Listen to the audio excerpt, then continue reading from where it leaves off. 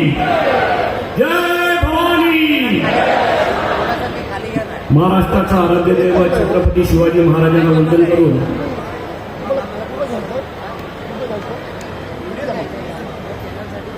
वसई विधानसभा महानगरपालिकेच्या सार्वत्रिक निवडणुकीच्या निमित्ताने आज आपल्या शहरात येत असलेले महाराष्ट्राचे लाडके मुख्यमंत्री आपले देवाभाऊ देवेंद्रजी फडणवीस साहेब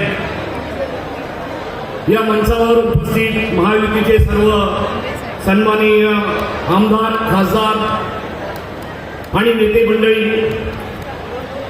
इथे या प्रचाराच्या निमित्ताने आलेले सर्व महायुतीचे उमेदवार, माझ्या समोर आपल्या महानगरपालिका क्षेत्रातून आलेले सर्व सन्माननीय नागरिक बंधू भगिनींनो,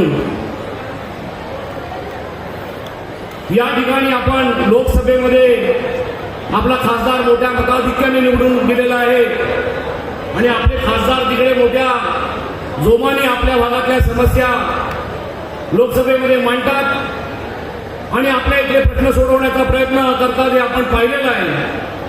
त्याचबरोबर आपण निवडून दिलेले तिन्ही आमदार हे देखील महाराष्ट्राच्या विधानसभेमध्ये 35 वर्षानंतर आपले प्रश्न मांडताना आपण बघतोय आणि त्यामुळे या सगळ्या वसईकरांना तुमच्या सर्वांचा अभिमान आहे. या ठिकाणी आपले माजी खासदार गावित साहेबांचा मी विशेष उल्लेख करतो. तत्कालीन नगरविकास मंत्री हरदीप पुरी यांच्याकडून यांच्या नगरविकास मंत्रालयाच्या माध्यमातून 1000 कोटीची कामं त्यांनी मंजूर करून घेतली. आज अमृत योजनेमधून आमच्या शहरामध्ये अनेक ठिकाणी पाणी पुरवठ्याच्या वितरण व्यवस्थेच्या संदर्भामध्ये जी कामं होत आहेत, आपले सर्वच लोकप्रतिनिधी प्रामाणिकपणे प्रयत्न करतायत आणि आपल्या या तालुक्याचं भविष्य बदलण्याचा जो प्रयत्न आहे त्या प्रयत्नाला मी सलाम करतो. आपण पाहिलेलं आहे की महानगरपालिकेच्या निर्मितीनंतर आपला हा 311 चौरस किलोमीटरचा हा परिसर आणि या शहरात वाढत असलेली लोकसंख्या, वाढतं नागरीकरण आणि त्यामुळे पायाभूत सुविधांची जी काही कमतरता आहे, महापालिकेच्या निर्मितीनंतर या शहराचं जे बकालीकरण झालेलं आहे, या बकालीकरणाला इथले सत्ताधारी जबाबदार आहे असं मी मानतो.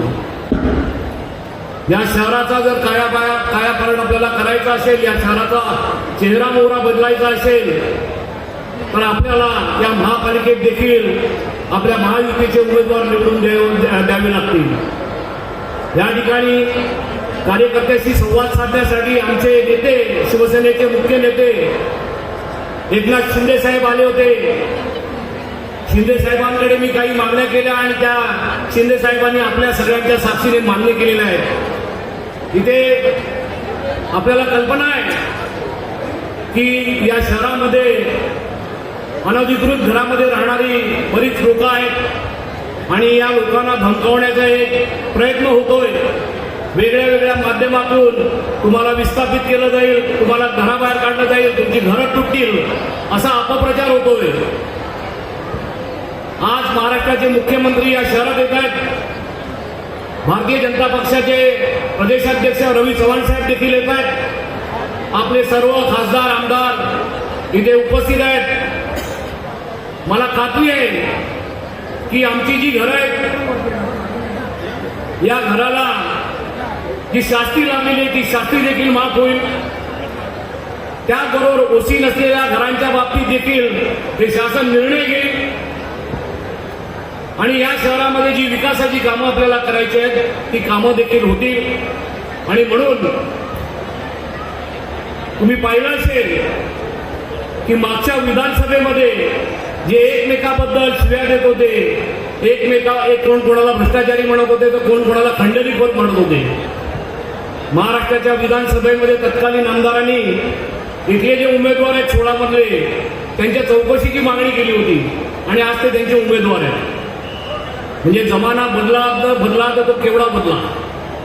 आणि म्हणून ही परिस्थिती आहे. या परिस्थितीवर जर मात करायची असेल, वसई विरार शहराला एका वेगळ्या उंचीवर न्यायचं असेल तर महायुतीच्या उमेदवारांना निवडून देणं हे आपलं कर्तव्य आहे.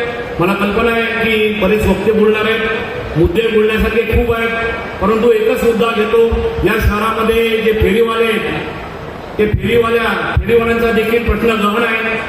फेरीवाला धोरण मान्य व्हायला पाहिजे आणि नक्कीच आम्ही त्या महापालिकेत निवडून आल्यानंतर फेरीवाला धोरण मंजूर करू. या शहरातले जे करदाते नागरिक आहेत त्या करदात्या नागरिकांना सकाळ संध्याकाळ जो त्रास होतो रेल्वे स्टेशनच्या परिसरात, हा त्रास देखील दूर करण्याचा सॅटिसच्या माध्यमातून असेल, अन्य काही मार्ग रेल्वे स्टेशन परिसराचा विकास करून हा देखील आमचा मनोदय आहे. म्हणून मी पुन्हा आपल्याला विनंती करतो की महायुतीच्या सर्व उमेदवारांना प्रचंड बहुमताने निवडून आपण द्यावे. धन्यवाद. जय हिंद, जय महाराष्ट्र.